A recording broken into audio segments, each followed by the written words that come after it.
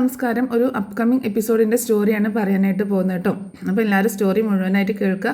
കഴിഞ്ഞ എപ്പിസോഡിൻ്റെ തുടർച്ചയായിട്ടാണ് പറയുന്നത്. കഴിഞ്ഞ ദിവസം അപ്ലോഡ് ചെയ്ത സ്റ്റോറി, അതായത് അലീനയ്ക്ക് ആക്സിഡൻ്റ് ഒക്കെ സംഭവിച്ചതിന് ശേഷം അലീനയെ കടപ്പാട്ടൂരിൽ വീട്ടിലേക്ക് കൊണ്ടുവരുന്നതും കൂട്ടിനായിട്ട് രേവതിക്കുട്ടി വരുന്നതുമായിട്ടുള്ള സ്റ്റോറി ഞാൻ കഴിഞ്ഞ ദിവസം അപ്ലോഡ് ചെയ്തിട്ടുണ്ടായിരുന്നു. അത് കേൾക്കാത്തവർ അതൊന്ന് പോയി കേൾക്കുക. അത് കേട്ടിട്ട് ഈ എപ്പിസോഡ് കേൾക്കുമ്പോൾ ഒന്നുകൂടെ ക്ലിയർ ആയി കിട്ടും. അപ്പോൾ ഈ സ്റ്റോറി നിങ്ങൾക്ക് ഇഷ്ടപ്പെടുകയാണെങ്കിൽ സപ്പോർട്ട് ചെയ്യാൻ മറക്കരുത് കേട്ടോ. അങ്ങനെ ആക്സിഡൻ്റ് ഒക്കെ കഴിഞ്ഞ് ഡിസ്ചാർജ് ചെയ്ത് വീട്ടിലേക്ക്, കടപ്പാട്ടൂർ വീട്ടിലേക്ക് തന്നെ കൊണ്ടുവന്നേക്കാണ് അലീനയെ.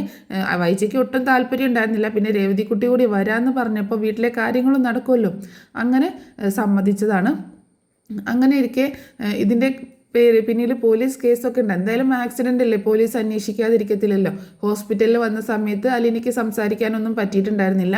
പിന്നെ ഡിസ്ചാർജ് ചെയ്തതിന് ശേഷം വീട്ടിലേക്ക് പോലീസ് വരുന്നുണ്ട് കേട്ടോ, ഇതിൻ്റെ കാര്യങ്ങളൊക്കെ അറിയാനായിട്ട്. അപ്പോൾ പോലീസ് CCTV ദൃശ്യങ്ങളൊക്കെ എടുത്തപ്പോൾ ഒരു കാറ് വന്ന് അലീനയെ ഇടിച്ചിട്ട് നിർത്താതെ പോകുന്നത് കണ്ടിട്ടുണ്ടായിരുന്നു. അപ്പോൾ ആരാണ് കാർ ഓടിച്ചതെന്നോ അതിൽ ആരൊക്കെ ഉണ്ടായിരുന്നെന്നോ അങ്ങനെയുള്ള ഡീറ്റെയിൽസ് ഒന്നും കിട്ടിയിട്ടില്ല. പക്ഷേ കാറിൻ്റെ ഡീറ്റെയിൽസൊക്കെ കിട്ടിയിട്ടുണ്ട്. ആ കാറിനെ പറ്റി ചുറ്റിപ്പറ്റി അന്വേഷണം നടക്കുന്നുണ്ട്. പക്ഷേ അതിൻ്റെ കാറിൻ്റെ നമ്പറൊക്കെ ഫേക്കായിരുന്നു. അതുകൊണ്ട് തന്നെ കണ്ടെത്താൻ ഇത്തിരി ബുദ്ധിമുട്ടും. എന്നാലും കുഴപ്പമില്ല, കാറ് വെച്ചിട്ട് ആ ഒരു ഏത് മോഡലാണ് എന്നൊക്കെ വെച്ചിട്ട് അത് ആര് വാങ്ങിച്ചതാണ് എന്നൊക്കെ കണ്ടെത്താൻ പറ്റുമെന്ന് പോലീസിനെ അറിയാം. അതുകൊണ്ട് അതിൻ്റെ പുറകെ പോലീസ് അന്വേഷണമായിട്ട് പുറകെ തന്നെ ഉണ്ട്. പക്ഷെ എന്നാലും അലീനയോട് മൊഴിയെടുക്കണമല്ലോ. അപ്പോൾ അതിനൊക്കെ ആയിട്ട് വീട്ടിലേക്ക് വരികയാണ് പോലീസ്.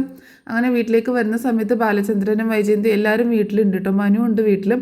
അങ്ങനെ പോലീസ് വന്നിട്ട് അലീനയോട് സംസാരിക്കണമെന്ന് പറയുന്നുണ്ട്. അങ്ങനെ അലീനയുടെ അടുത്തേക്ക് സംസാരിക്കാനായിട്ട് ചെല്ലുന്നുണ്ട്. അപ്പോൾ അലീനയോട് കാര്യങ്ങളൊക്കെ ചോദിച്ചറിയാണ്ട് ബാലചന്ദ്രനും മനുവും കൂടെ തന്നെയുണ്ട്.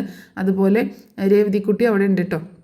അപ്പോൾ പോലീസ് അലീനയോട് ചോദിക്കുന്നുണ്ട് എന്താണെന്ന് സംഭവിച്ചതെന്ന് ചോദിക്കുമ്പോൾ, അറിയില്ല സാർ, ഞാൻ പെട്ടെന്ന് റോഡ് ക്രോസ് ചെയ്യുന്ന സമയത്ത് ഒരു വണ്ടി വന്ന് എന്നെ ഇടിക്കുകയായിരുന്നു. അപ്പോൾ നിങ്ങൾ എവിടെ പോയതായിരുന്നു എന്നൊക്കെ കാര്യങ്ങൾ ചോദിക്കുമ്പോൾ അത്രയും കാര്യങ്ങളൊക്കെ പറയുന്നുണ്ട്. സ്നേഹനികേതനത്തിൽ പോയതും അത് കഴിഞ്ഞ് രേവതിക്കുട്ടിയുടെ വീട്ടിൽ അന്ന് ഒരു ദിവസം താമസിച്ചിട്ട് പിറ്റേ ദിവസം അവിടെ നിന്ന് റോഡ് ക്രോസ് ചെയ്യുന്ന, അവിടെ നിന്ന് പോന്നിട്ട് റോഡ് ക്രോസ് ചെയ്യുന്ന സമയത്താണ് ആക്സിഡൻറ്റ് സംഭവിച്ചത് എന്നൊക്കെ പറയുമ്പോൾ, നിങ്ങൾക്ക് ആരെങ്കിലും സംശയമുണ്ടോ, അതോ മനഃപൂർവ്വം ഇടിച്ചതായിട്ട് തോന്നിയോ, അതോ അബദ്ധത്തിൽ സംഭവിച്ചതായിട്ട് തോന്നിയോ എന്നൊക്കെ ചോദിക്കുമ്പോൾ, എനിക്കൊന്നും അറിയില്ല സാർ, ഞാനത് ശ്രദ്ധിച്ചില്ല, എനിക്കൊന്നും അറിയില്ല, എനിക്കങ്ങനെ ശത്രുക്കളൊന്നും ആരുമില്ല, ഞാനൊരു ഓർഫനാണ്, ഞാനിങ്ങനെ തിരുവനന്തപുരത്തെ കഴക്കൂട്ടത്തുള്ളൊരു ഓർഫനേജിലാണ് വളർന്നത്, പിന്നെ അവിടുന്ന് ജോലി കിട്ടിയിട്ട് ഇങ്ങോട്ടേക്ക് വന്നതാണ് എന്നൊക്കെ എല്ലാ കാര്യങ്ങളും അലീന പറയുന്നുണ്ട് കേട്ടോ. അപ്പോൾ അവർ പോലീസുകാർ അവളുടെ എല്ലാ മൊഴികളും രേഖപ്പെടുത്തുകയാണ്. പിന്നീട് അവളുടെ ID കാർഡുകളൊക്കെ ചോദിക്കുന്നുണ്ട്. അങ്ങനെ ആധാർ കാർഡും അതുപോലെ വോട്ടിംഗ് ID കാർഡും SSLC ബുക്കൊക്കെ ചോദിക്കുന്നുണ്ട്. അപ്പോൾ അതെല്ലാം എടുത്തു കൊടുക്കുന്നുണ്ട് കേട്ടോ അലീന. പേരും ഡീറ്റെയിൽസൊക്കെ എഴുതാൻ ആധാർ കാർഡിൽ പിന്നെ ഉള്ള അഡ്രസ്സും അതുപോലെ SSLC ബുക്കിലൊക്കെ ഉള്ള അഡ്രസ്സ് സെയിം ആണ്. ഇവൾ പറഞ്ഞത് സത്യമാണോ എന്നൊക്കെ അറിയണ്ടേ. കഴക്കൂട്ടത്ത് ഓർഫനേജിലാണ് വളർന്നു എന്നൊക്കെ പറയുമ്പോൾ അതിൻ്റെ എല്ലാ ഡീറ്റെയിൽസും ഒക്കെ അറിയാനായിട്ട് അങ്ങനെയുള്ള ID കാർഡുകളൊക്കെ ചോദിക്കുന്നുണ്ട്. അപ്പോൾ അലീന അതെല്ലാം ബാഗിലുണ്ടെന്ന് പറഞ്ഞിട്ട് രേവതിക്കുട്ടിയാണ് അതൊക്കെ എടുത്ത് കൊടുക്കുന്നത് കേട്ടോ. അപ്പോൾ ID കാർഡ് മാത്രമേ പോലീസ് നോക്കുന്നുള്ളൂ, SSLC ബുക്ക് കാര്യങ്ങളൊന്നും നോക്കുന്നില്ല. അപ്പോൾ ID കാർഡ് വാങ്ങിച്ചുകൊണ്ട് ആധാർ കാർഡും വാങ്ങിച്ചുകൊണ്ട് പോവുകയാണ് പോലീസ്. അങ്ങനെ ഞങ്ങളൊന്ന് നോക്കട്ടെ എന്ന് പറഞ്ഞിട്ട് ആധാർ കാർഡ് വാങ്ങിച്ചിട്ട് അതിൻ്റെ നമ്പറും അതിലുള്ള പേരും കാര്യങ്ങളും അഡ്രസ്സൊക്കെ എഴുതി വെക്കുന്നുണ്ട് കേട്ടോ. അപ്പോൾ അതിൽ കൊടുത്തേക്കുന്ന അഡ്രസ്സും സ്നേഹനികേതനം എന്നുള്ള അഡ്രസ്സാണ് കൊടുത്തേക്കുന്നത്. പേരാണെങ്കിലും അലീന എന്ന് കൊടുത്തിട്ടുണ്ട്. അതുപോലെ ഡേറ്റ് ഓഫ് ബർത്ത് കാര്യങ്ങളൊക്കെയാണ് കൊടുത്തിട്ടുള്ളത്. അങ്ങനെ അതൊക്കെ നോക്കിയതിന് ശേഷം ID കാർഡ് പോലീസ് തിരിച്ച് കൊടുക്കുന്നുണ്ട്. രേവതിക്കുട്ടിയുടെ കയ്യിൽ തന്നെ തിരിച്ച് കൊടുക്കുന്നുണ്ട്. രേവതിക്കുട്ടിയാണെങ്കിൽ അത് ബാഗിലേക്ക് വെക്കാതെ അവിടെ ആ ബാഗിൻ്റെ സൈഡിൽ ബ്രിജിത്താമ്മയുടെ ഫോട്ടോ ഒക്കെ വെച്ചിട്ടുണ്ടല്ലോ, അതിൻ്റെ സൈഡിൽ അവിടെ ഇങ്ങനെ കൊണ്ടുപോയി വെക്കുക കേട്ടോ. ബാഗിലേക്ക് എടുത്ത് വെച്ചിട്ടുണ്ടായിരുന്നില്ല. അങ്ങനെ പോലീസ് മൊഴിയൊക്കെ എടുത്തതിന് ശേഷം പോലീസ് പോവുകയാണ്. അതിനുശേഷം എല്ലാവരും കൂടെ ഇതിനെപ്പറ്റി വലിയ അപ്പോൾ അലീന പറയുന്നുണ്ട്, ഇനിയിപ്പോൾ വലിയ കേസൊന്നും ആക്കേണ്ട സാറേ, എനിക്ക് പരാതിയൊന്നുമില്ല, എന്തായാലും സംഭവിക്കാനുള്ളത് സംഭവിച്ചു എന്ന് പറയുമ്പോൾ, അത് തനിക്ക് പരാതി ഇല്ലായിരിക്കും, എന്നാലും ഞങ്ങൾക്ക് അന്വേഷിക്കാതിരിക്കാൻ പറ്റത്തില്ലല്ലോ എന്ന് പറയുന്നുണ്ട്. അപ്പോൾ ബാലചന്ദ്രൻ പറയുന്നുണ്ട്, അങ്ങനെ പറയാൻ പറ്റില്ല സാർ, അന്വേഷിക്കണം, ഇതിൻ്റെ പുറകിൽ ഇത് ഒന്നുകിലും മനഃപൂർവ്വം ഇടിച്ചതായതുകൊണ്ടായിരിക്കുമല്ലോ നിർത്താതെ പോയത്, അല്ലെങ്കിൽ അബദ്ധത്തിൽ സംഭവിച്ചതാണെങ്കിൽ ആരായാലും ഒന്ന് നിർത്തില്ലേ, അതിനെപ്പറ്റി അന്വേഷിക്കില്ലേ എന്നൊക്കെ പറയുന്നുണ്ട്. എന്താണെങ്കിലും ഞങ്ങൾ അന്വേഷിക്കുന്നുണ്ട് എന്ന് പറയാണ്. മനു പറയുന്നുണ്ട്, കാര്യമായിട്ട് അന്വേഷിക്കണം, എന്ത് കാര്യത്തിനും സഹകരണത്തിനും ഞങ്ങൾ കൂടെ ഉണ്ടാകും എന്നൊക്കെ മനു പറയുന്നുണ്ട് കേട്ടോ. അങ്ങനെ പോലീസ് തിരിച്ചു പോവുകയാണ്. അതിനുശേഷം വൈജയന്തി ഭയങ്കര ദേഷ്യമായിട്ട് പറയുന്നുണ്ട്, ഇനി അതിൻ്റെ പുറകെ പോവേണ്ട കാര്യം എന്താണ്, എന്തായാലും സംഭവിക്കാനുള്ളത് സംഭവിച്ചു, ഇനി ആ ആക്സിഡൻറ്റിൻ്റെ പുറകെ പോയി കേസിൻ്റെ പുറകെ പോയി സമയവും പൈസയൊക്കെ നഷ്ടപ്പെടുത്താനായിട്ട് എന്ന് വൈജയന്തി ദേഷ്യപ്പെടുമ്പോൾ ബാലചന്ദ്രൻ പറയുന്നുണ്ട്, അത് നിനക്ക് പറഞ്ഞാൽ മനസ്സിലാവത്തില്ല, നമ്മുടെ ബബിത മോൾക്കോ കൃഷ്ണമോൾക്കോ ആണ് ഇങ്ങനെ സംഭവിച്ചിരുന്നതെങ്കിൽ നമ്മൾ ഇതിൻ്റെ പുറകെ പോവത്തില്ലേ, അത്ര കണ്ടാൽ മതി എന്ന് പറയുമ്പോൾ അത് ബബിതയ്ക്കോ കൃഷ്ണയ്ക്കോ അല്ലല്ലോ സംഭവിച്ചത്, വെറും വീട്ടുവേലക്കാരിക്കല്ലേ സംഭവിച്ചത്, അതിൻ്റെ പുറകെ പോവേണ്ട കാര്യമൊന്നും വീട്ടുടമസ്ഥർക്ക് ഇല്ലല്ലോ എന്ന് പറയുമ്പോൾ മനുഷ്യ പറ്റില്ലാത്തവർക്ക്, അതായത് മനസ്സാക്ഷി ഇല്ലാത്തവർക്ക് അങ്ങനെയൊക്കെ ചിന്തിക്കാൻ പറ്റത്തുള്ളൂ എന്ന് പറയാണ് ബാലചന്ദ്രൻ. അപ്പോൾ മനു പറയുന്നുണ്ട്, ആൻറ്റി എന്ത് സംസാരമാണ് സംസാരിക്കുന്നത്, അലീന നമ്മുടെ വീട്ടിൽ വന്നിട്ട് എല്ലാ കാര്യങ്ങളും നോക്കുന്നില്ലേ, ആൻറ്റിയെയും മക്കളെയൊക്കെ എന്തോരം ഇഷ്ടമാണ് അവൾക്ക്, ആൻറ്റി ഇത്രയൊക്കെ വഴക്ക് പറഞ്ഞാലും എന്തൊക്കെ പറഞ്ഞ് വേദനിപ്പിച്ചാലും അവൾ പറയുന്നത് ആൻറ്റിയെ ഒരുപാട് ഇഷ്ടമാണെന്നാണ് പറയുന്നത്, ആൻറ്റിയോട് ഒരു ദേഷ്യവും തോന്നുന്നില്ല എന്നാണ് പറയുന്നത്, അതെന്താ അങ്ങനെയെന്ന് എനിക്ക് ഒട്ടും ആലോചിച്ചിട്ട് മനസ്സിലാവുന്നില്ല എന്നൊക്കെ പറയുമ്പോൾ വൈജയന്തി ഇങ്ങനെ ഒന്നും മിണ്ടാതെ നിൽക്കട്ടോ, അതൊക്കെ അവളുടെ അടവാണ് എന്നുള്ള രീതിയിൽ പറയുന്നുണ്ട്. അപ്പോൾ ബാലചന്ദ്രൻ പറയുന്നുണ്ട്, ഇതൊന്നും ഇവളുടെ ചെവിയിൽ ഓതി കൊടുത്തിട്ട് കാര്യമില്ല മനു, ഇവൾക്ക് ഇതൊന്നും മനസ്സിലാവാൻ പോകുന്നില്ല എന്ന് പറയണം. അങ്ങനെ ഞാൻ ഏതായാലും പോവട്ടെ, എനിക്ക് ഷോപ്പിലേക്ക് ചെല്ലേണ്ട അത്യാവശ്യമുണ്ട്, മനു നീ ഇപ്പോൾ പോകുന്നുണ്ടോ ചോദിക്കുമ്പോൾ ഞാനും ഉടനെ തന്നെ പോവും മംഗളെ എന്ന് പറയാണ്. അങ്ങനെ ആ സമയത്ത് മക്കളൊക്കെ സ്കൂളിലേക്കും കോളേജിലേക്കൊക്കെ പോവുകയും ചെയ്യുന്നുണ്ട്. അങ്ങനെ ബാലചന്ദ്രൻ പോവുകയാണ്. അതിനുശേഷം മനു വൈജിയോട് പറയുന്നുണ്ട്, ആൻറ്റി ഇന്ന് ചോദിക്കുകയാണ്, ആൻറ്റി ഇന്ന് ബാങ്കിലേക്ക് പോകുന്നില്ലേന്ന് ചോദിക്കുമ്പോൾ പോകുന്നുണ്ട്, എനിക്കിന്ന് ഇത്തിരി ലേറ്റായി പോയാലും കുഴപ്പമില്ല എന്ന് പറയണം. എന്നാൽ ആൻറ്റി ഞാനും ഇറങ്ങുകയാണ്, നീ വല്ലതും കഴിച്ചായിരുന്നോ മനു എന്ന് ചോദിക്കുമ്പോൾ ഇല്ല, ഇനിയിപ്പോൾ എനിക്ക് അതിനൊന്നും സമയമില്ല, ഞാൻ പോകുന്ന വഴി കഴിച്ചോളാം, ഞാൻ നേരെ എറണാകുളത്തേക്കാണ് പോകുന്നത്, ഇന്ന് വർക്കിലേക്ക് കയറേണ്ട ദിവസമാണ്, അപ്പോൾ അതുകൊണ്ട് നേരെ അങ്ങോട്ടേക്കാണ് പോകുന്നതെന്ന് പറയുമ്പോൾ എന്നാലും എന്തെങ്കിലും കഴിച്ചിട്ട് പോടാം മനു എന്ന് പറയണം. രേവതിക്കുട്ടിയെ മനുവിന് ഭക്ഷണം എടുത്ത് കൊടുത്തേ എന്ന് പറഞ്ഞിട്ട് വൈജ രേവതിക്കുട്ടിയെ വിളിക്കുന്നുണ്ട് കേട്ടോ. അങ്ങനെ രേവതിക്കുട്ടി മനുവിന് ഭക്ഷണം എടുത്ത് കൊടുക്കാനായിട്ട് പോവുകയാണ്. അങ്ങനെ മനുവിനെ നിർബന്ധിച്ച് ഭക്ഷണം കഴിപ്പിക്കണം. അപ്പോൾ രേവതിക്കുട്ടി പറയുന്നുണ്ട്, മനുവേട്ടൻ എന്തെങ്കിലും കഴിച്ചിട്ട് പോയാൽ മതിയല്ലോ, പിന്നെ എന്തിനാണ് ഇത്ര ധൃതി പിടിച്ച് പോകുന്നത്, ഇനി വഴിയിൽ നിന്നൊന്നും കഴിക്കാൻ നിൽക്കണ്ടല്ലോ എന്ന് രേവതിക്കുട്ടിയും പറയുന്നുണ്ട്. എന്നാൽ പെട്ടെന്ന് എടുത്തോ, എനിക്ക് കഴിച്ചിട്ട് പെട്ടെന്ന് പോകണം എന്ന് മനു പറയാണ്. അപ്പോൾ രേവതിക്കുട്ടി ആണെങ്കിൽ വാതൊരാതെ മനുവിനോട് ഇങ്ങനെ സംസാരിക്കട്ടെ, അതൊന്നും വൈജയ്ക്ക് ഇഷ്ടപ്പെടുന്നില്ല. വൈജ പറയുന്നുണ്ട്, നീ സംസാരം നിർത്തിയിട്ട് ജോലി ചെയ്യാൻ നോക്ക് എന്ന് അവളോട് വഴക്ക് പറയുമ്പോൾ ഞാൻ സംസാരിക്കുകയാണെങ്കിൽ ഞാൻ എൻ്റെ ജോലിയൊക്കെ ചെയ്യുന്നുണ്ടെന്ന് നല്ല മറുപടി രേവതിക്കുട്ടിയും കൊടുക്കുന്നുണ്ട് കേട്ടോ. അപ്പോൾ അതൊന്നും വൈജയ്ക്ക് ഒട്ടും ഇഷ്ടപ്പെടുന്നില്ല. അങ്ങനെ പിന്നെ വൈജ രേവതിക്കുട്ടി മനുവിൻ്റെ ഭക്ഷണം എടുത്ത് കൊടുക്കുകയാണ്. വൈജയന്തി അലീനയുടെ റൂമിലേക്ക് ചെല്ലുകയാണ്. അപ്പോൾ മുത്തശ്ശി ഉണ്ട് അവിടെ. മുത്തശ്ശി അലീനയോട് ഇങ്ങനെ സംസാരിച്ചുകൊണ്ടിരിക്കുകയാണ്. അപ്പോൾ മുത്തശ്ശി ചോദിക്കുന്നുണ്ട്, നീ എന്തിനാ മോളെ കേസൊന്നും വേണ്ട എന്ന് പറഞ്ഞു ചോദിക്കുമ്പോൾ ഇനി അതിൻ്റെ പുറകെ സാറും മനുവേട്ടനൊക്കെ നടക്കണ്ടേ മുത്തശ്ശി, അതൊക്കെ ഓർത്തിട്ടാണ്, പിന്നെ ഒരുപാട് പൈസ ചിലവും ഒക്കെ വരും, അതൊന്നും സാരമില്ല, എന്നാലും ഈ ഒരു അവസ്ഥയിൽ ആക്കിയിട്ട് അവനെ കണ്ടുപിടിക്കണ്ടേ, അതിന് തക്ക ശിക്ഷ വാങ്ങിച്ചു കൊടുക്കണ്ടേ എന്നൊക്കെ പറയണം. ആ സമയത്ത് അത് കേട്ടോണ്ടാണ് വൈജയന്തി അങ്ങോട്ടേക്ക് വരുന്നത് കേട്ടോ. ഇനിയിപ്പോൾ ശിക്ഷ വാങ്ങിച്ചു കൊടുക്കാത്ത കുറവേ ഉള്ളൂ, ഇനി അതിൻ്റെ പുറകെ നടന്ന് എന്തോരം സമയം നഷ്ടപ്പെടുത്തണം, എന്തോരം പൈസ ചിലവാക്കണം, അതൊന്നും ഇവൾക്ക് അറിയണ്ടല്ലോ, ഇവൾക്ക് ഇവിടെ ഇങ്ങനെ കിടന്നാൽ മതിയല്ലോ, മറ്റുള്ളവരുണ്ടല്ലോ അതിൻ്റെ പുറകെ ഓടാനായിട്ടൊക്കെ എന്ന് പറയാണ് വൈജയന്തി.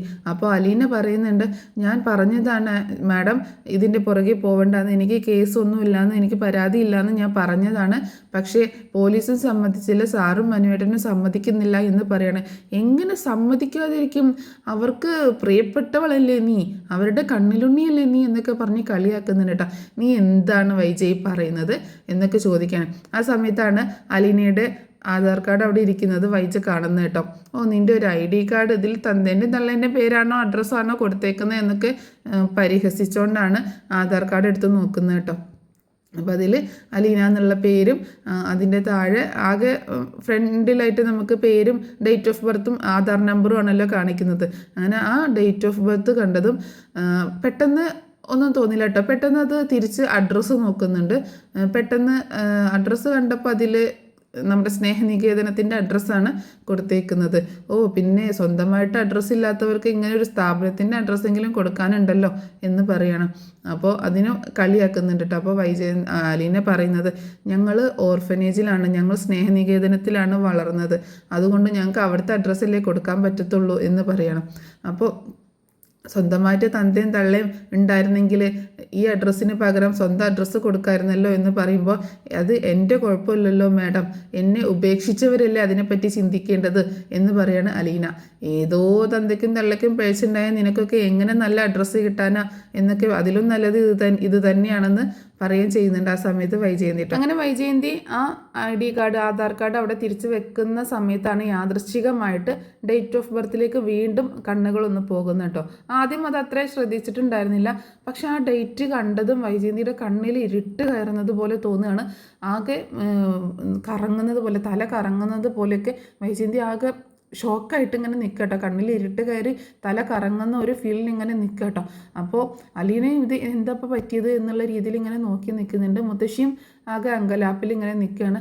അപ്പോൾ വൈജയന്തി ആണെങ്കിൽ ആകെ തകർന്നു പോയി എന്നുള്ളൊരു അവസ്ഥയിലാട്ടോ. ആ ഡേറ്റിലേക്ക് വീണ്ടും ഇങ്ങനെ നോക്കിയിട്ട് ആകെ ഷോക്കായിട്ട് നിൽക്കുകയാണ്. അതിലെ ഡേറ്റ് ഓഫ് ബർത്ത് കണ്ടിട്ട് 22 ഡിസംബർ 2022 ആ ഒരു ഡേറ്റ് കണ്ടതും വൈജയന്തി ആകെ ഷോക്കായിട്ട് ഇങ്ങനെ തരിച്ച് നിൽക്കുകയാണ്. അപ്പോൾ ആ ഡേറ്റ് അവൾക്ക് നല്ല ഓർമ്മയുണ്ട്. അന്നാണ് അവളൊരു കുഞ്ഞിന് ജന്മം നൽകിയത് എന്നുള്ളത് നല്ല ഓർമ്മയുണ്ട്. അതേ ഡേറ്റ് തന്നെയാണ് അതിൽ കൊടുത്തേക്കുന്നത്. കാരണം അതേ ഡേറ്റിൽ തന്നെയാണ് ബ്രിജിത്ത മമ്മിക്ക് ആ കുഞ്ഞിനെ കിട്ടുന്നത്. ആ പ്രസവിച്ച കുഞ്ഞിനെ അതേ ദിവസം തന്നെയാണ് കിട്ടുന്നത്. അതുകൊണ്ട് തന്നെ ബ്രിജിത്ത മമ്മി ആ ഡേറ്റ് തന്നെയാണ് ഇതിൽ കൊടുത്തേക്കുകയും ചെയ്യുന്നത്. സാധാരണ ഓർഫനേജിൽ കിട്ടുന്ന ഡേറ്റാണ് കുട്ടികളുടെ ഡേറ്റ് ഓഫ് ബർത്ത് ആയിട്ട് കണക്കാക്കിയും അതിൽ കൊടുക്കുകയും ചെയ്യുന്നത്. പക്ഷേ അലീനയെ പ്രസവിച്ച് അന്ന് തന്നെയാണ് അലീനയെ ബ്രിജിത്ത മമ്മിക്ക് കിട്ടിയേക്കുന്നത്. അതുകൊണ്ട് തന്നെ ആ ഡേറ്റ് തന്നെ ബ്രിജിത്ത മമ്മി അവളുടെ രേഖകളിലൊക്കെ കൊടുക്കുകയും ചെയ്തു. 2022 എന്നുള്ള വർഷം കണ്ടിട്ടാണ് വൈജയന്തി പെട്ടെന്ന് അതിലേക്ക് നോക്കിയത്. നീ 2022 ജനിച്ചത് എന്നൊക്കെ ചോദിച്ചുകൊണ്ടാണ് നോക്കിയത് കേട്ടോ. അങ്ങനെ ആ ഡേറ്റും കൂടി കണ്ടപ്പോഴാണ് വൈജയന്തിക്ക് കണ്ണിലൊക്കെ ഇരുട്ട് കയറി തല കറങ്ങുന്നത് പോലെയൊക്കെ തോന്നിയത്. 22 ഡിസംബർ 2022 എന്നുള്ള ആ ഡേറ്റ് വൈജയന്തി ഒരിക്കലും മറക്കാൻ പോകുന്നില്ല. കാരണം അന്നാണ് ആദ്യമായിട്ടൊരു കുഞ്ഞിന് ജന്മം നൽകിയത്. അപ്പോൾ ആ കുഞ്ഞിൻ്റെ മുഖമൊന്നും കാണാനേ പറ്റിയിട്ടുണ്ടായിരുന്നില്ല. അപ്പോൾ എന്താണ് സംഭവിച്ചതെന്ന്, കുഞ്ഞ് മരിച്ചു പോയി എന്നാണ് എല്ലാവരും പറഞ്ഞത്. അപ്പോൾ പക്ഷെ ആ ഡേറ്റിൽ തന്നെയാണ് അലീനയുടെയും ജനനം എന്ന് കണ്ടപ്പോൾ വൈജയന്തിക്ക് ആകെ എന്തൊക്കെയോ ഒരു ഫീലിങ്സ് തോന്നുക കേട്ടോ. അങ്ങനെ ആ ഡേറ്റ് കണ്ടിട്ട് പെട്ടെന്ന് ആ ID കാർഡ് അവിടെ വെക്കുന്നുണ്ട് കേട്ടോ. അങ്ങനെ ID കാർഡ് അവിടെ വെച്ചിട്ട് വൈജയന്തി പെട്ടെന്ന് റൂമിൽ നിന്ന് പുറത്തേക്ക് പോവുകയാണ്. അലീനയെ ഒന്ന് നോക്കിയും കൊണ്ടാണ് പുറത്തേക്ക് പോകുന്നത് കേട്ടോ. അപ്പോൾ ഇവയ്ക്കിത് എന്ത് പറ്റിയെന്ന് ഇങ്ങനെ ചിന്തിക്കുകയാണ് മുത്തശ്ശി. അപ്പോൾ മുത്തശ്ശി അലീന പറയുന്നുണ്ട്, എനിക്ക് ഒന്നും അറിയില്ല മാഡത്തിന് ഇപ്പോൾ എന്താ പറ്റിയത് എന്നുള്ളത്. അല്ല, നിൻ്റെ ID കാർഡ് നോക്കിയിട്ട് അവൾ ഇങ്ങനെ ചിന്തിച്ചുകൊണ്ട് പോകേണ്ട കാര്യം എന്താ, ഇങ്ങനെ ആകെ വറീഡായിട്ടാണല്ലോ അവൾ ഇവിടെ നിന്ന് പോയത് എന്നൊക്കെ മുത്തശ്ശി പറയുമ്പോൾ, അറിയില്ല മുത്തശ്ശി, എന്താ സംഭവം എന്ന് അറിയില്ല എന്ന് പറയണം.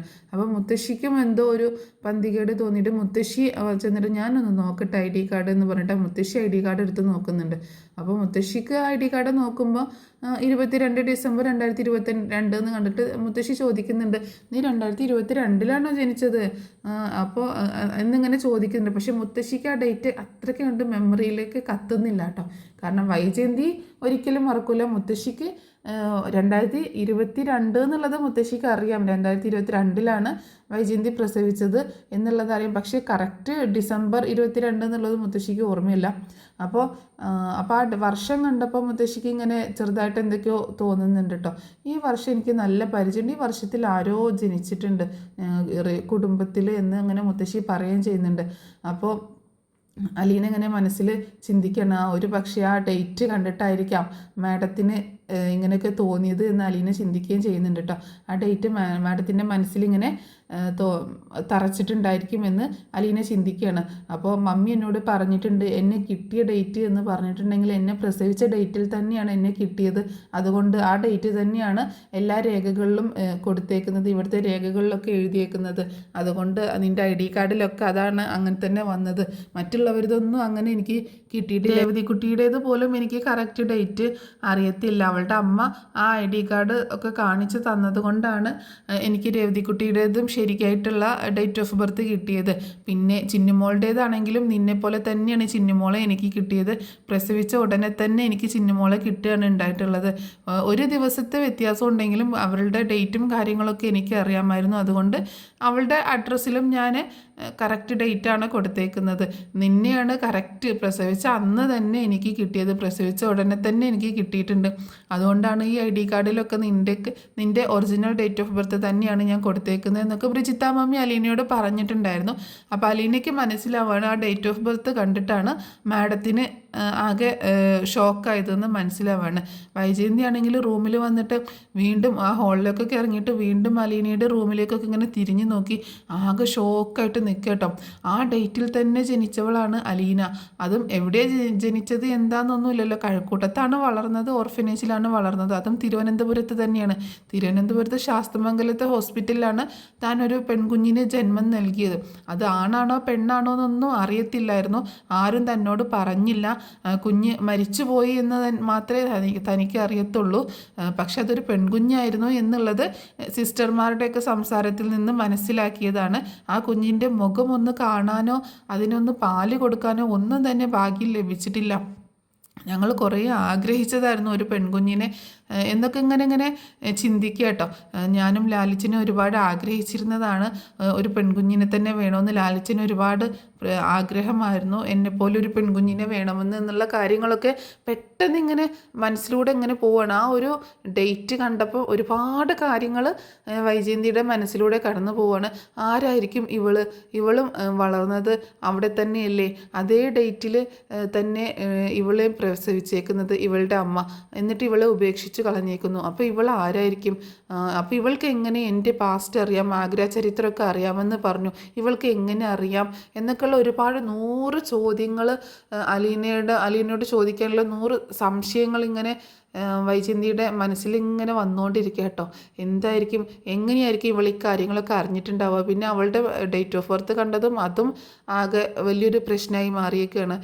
ആരാണ് ഇവൾ എന്നുള്ളൊരു ചോദ്യം വൈജയന്തിയുടെ മനസ്സിലിങ്ങനെ കിടക്കുകയാണ്. അലീന ആരാണ് എന്നുള്ളൊരു ചോദ്യം. എത്ര ആലോചിച്ചിട്ടും ഒരു ഉത്തരം കിട്ടുന്നില്ല കേട്ടോ വൈജയന്തിയുടെ തല ഇങ്ങനെ ആകെ ആലോചിച്ച് തലേന്ന് പുക പോകുന്നത് പോലെ അത്രയൊരു അവസ്ഥയിലെത്തുകയാണ്, ഒരു ഭ്രാന്ത് പിടിക്കുന്ന ഒരു അവസ്ഥയിലെത്തുകയാണ്. അങ്ങനെ ഹാളിൽ നിന്ന് സെറ്റിയിൽ അവിടെ വന്നിരിക്കും, എന്നിട്ട് കുറേ നേരം ആലോചിക്കും, പിന്നെ റൂമിൽ പോയിരിക്കും, എവിടെയും ഒരു നിൽപ്പുറയ്ക്കുന്നില്ല കേട്ടോ വൈജയന്തിക്ക് ആ ഡേറ്റ് ഓഫ് ബർത്ത് കണ്ടതോടു കൂടിയിട്ട്. ആകെ തകർന്നു പോവുകയാണ്. എന്തൊക്കെയോ അലീനയുടെ പുറകിൽ എന്തൊക്കെയോ നിഗൂഢതകളുണ്ടെന്ന് ആ സമയത്ത് വൈജയന്തിക്ക് മനസ്സിലാവുകയാണ്. ഇനിയൊരു പക്ഷേ എന്നിങ്ങനെ ചിന്തിക്കുകയും ചെയ്യുന്നുണ്ട് കേട്ടോ. അങ്ങനെ ആവില്ല, തൻ്റെ മകൾ മരിച്ചുപോയി എന്നാണ് എല്ലാവരും പറഞ്ഞേക്കുന്നത്. അതുകൊണ്ട് എൻ്റെ മകളും ഞാൻ പ്രസവിച്ച കുഞ്ഞ് മരിച്ചുപോയി, പക്ഷെ അതേ ഡേറ്റിൽ തന്നെ പിറന്ന മറ്റൊരു കുഞ്ഞ് ചിലപ്പോൾ വേറെ ആരെങ്കിലും ഇതേപോലെ അതേ ഡേറ്റിൽ ഉപേക്ഷിച്ച് കൊണ്ട് കളഞ്ഞതായിരിക്കാം. ചിലപ്പോൾ അവളെ ഹോസ്പിറ്റലിലേക്ക് കിട്ടിയ ഡേറ്റ് ആയിരിക്കാം അത്. അങ്ങനെയൊക്കെ ചിന്തിച്ച് സമാധാനിക്കുന്നുണ്ടെങ്കിലും എന്താണ് ഇതിൻ്റെ പുറകിലുള്ള സത്യാവസ്ഥ എന്നറിയാതെ ആകെ ഇങ്ങനെ ഷോക്കായിട്ടിരിക്കുകയാണ് വൈജയന്തിക്ക് ഇനി അതിനെപ്പറ്റി ചിന്തിക്കാൻ മാത്രമേ സമയമുള്ളൂ കേട്ടോ.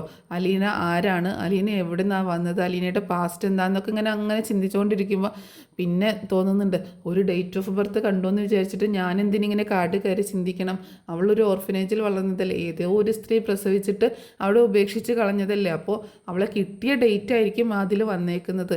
അതും ഞാൻ എൻ്റെ ആ ഒരു ഹോസ്പിറ്റൽ ഡേറ്റും ഇതുമായിട്ട് അങ്ങനെ ഒരു സാമ്യം വന്നതിൽ ഞാൻ എന്തിനാ ഇങ്ങനെ കാട് കയറി ചിന്തിക്കുന്നത് എന്നുള്ള ഒരു ചിന്തയിൽ അതിങ്ങനെ മറന്നു കളയാൻ ശ്രമിക്കുന്നുണ്ടെങ്കിലും വീണ്ടും ആ ഒരു ഡേറ്റ് ഇങ്ങനെ വൈജയന്തിയുടെ മനസ്സിലേക്ക് ഇങ്ങനെ കയറി വരിക കേട്ടോ. ആ സമയത്ത് ഭക്ഷണം കഴിച്ചതിന് ശേഷം മനു പോവാനായിട്ട് വരുന്നുണ്ട് കേട്ടോ. അപ്പോൾ രേവതിക്കുട്ടിയും അവിടെ ഉണ്ട്.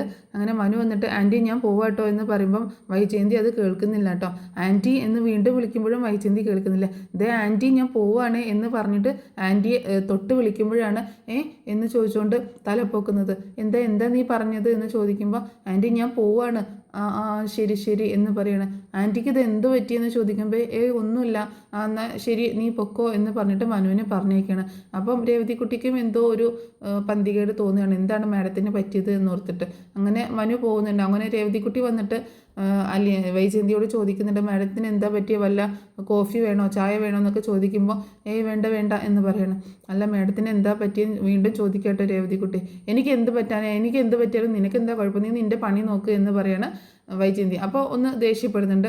ഓ ഇപ്പോൾ ഓക്കെ, അല്ലാതെ മാഡം ഇങ്ങനെ തല താഴ്ത്തിയിരിക്കുമ്പോൾ മാഡം അല്ലാതായി മാറുന്നുണ്ട്, ഇപ്പോൾ മാഡമായിട്ട് മാറിയിട്ടുണ്ട് എന്ന് പറഞ്ഞ് കളിയാക്കിക്കൊണ്ട് രേവതിക്കുട്ടി പോലും നിന്നെ ഞാൻ എന്ന് പറഞ്ഞുകൊണ്ട് ദേഷ്യപ്പെട്ടുകൊണ്ട് നിൽക്കുകയാണ് വൈജയന്തി. അപ്പോൾ എന്താണെങ്കിലും വൈജയന്തിയുടെ മനസ്സിലൊരു സംശയം ഇങ്ങനെ കയറി കൂടിയേക്കാണ്, ആരാണ് അലീന എന്നുള്ള ഒരു സംശയം. അപ്പോൾ രേവതിക്കുട്ടിയോട് ചോദിച്ചാലോ എന്നൊക്കെ ഉണ്ടെങ്കിലും വേണ്ട, തൽക്കാലം ഇപ്പം അത് ആരോടും പറയുകയും ചോദിക്കുകയൊന്നും വേണ്ട, എന്തിനാണ് വെറുതെ പഴയ കാര്യങ്ങളൊക്കെ ചോദിച്ച് താൻ തന്നെ തൻ്റെ കുഴി തോണ്ടുന്നത് എന്ന് ചിന്തിച്ച് അത് വേണ്ടാന്ന് വെക്കുന്നു. അതൊരു വെറും ഡേറ്റ് ഓഫ് ബർത്ത് അവിടെ ഓർഫനേജിൽ കിട്ടിയ ഡേറ്റ് അത്രയേ ഉള്ളൂ, അത് ആ ഡേറ്റുമായിട്ട് സാമ്യം വന്നു അത്രയേ ഉള്ളൂ എന്ന് ചിന്തിച്ച് തൽക്കാലം ഇപ്പം അത് ആരോടും ചോദിക്കുകയും പറയുകയും ചെയ്യേണ്ടെന്ന് വിചാരിക്കുകയാണ് വൈജയന്തി. അപ്പോൾ ഇത്രയേ ഉള്ളൂ ഈ സ്റ്റോറി. അപ്പോൾ ഈ സ്റ്റോറി നിങ്ങൾക്ക് ഇഷ്ടമായിട്ടുണ്ടാവുമെന്ന് കരുതുന്നു. അപ്പോൾ എന്താണെങ്കിലും ഇഷ്ടമായിട്ടുണ്ടെങ്കിൽ നിങ്ങളൊന്ന് സപ്പോർട്ട് ചെയ്യാൻ മറക്കരുത് കേട്ടോ. അടിപൊളി സ്റ്റോറിയാണ്. അപ്പോൾ ഇതിൻ്റെ തുടർച്ചയായിട്ട് ഇനി ഓരോരോ അപ്കമിങ് എപ്പിസോഡുകൾ ഞാൻ പറഞ്ഞ് അപ്ലോഡ് ചെയ്യുന്നതായിരിക്കും.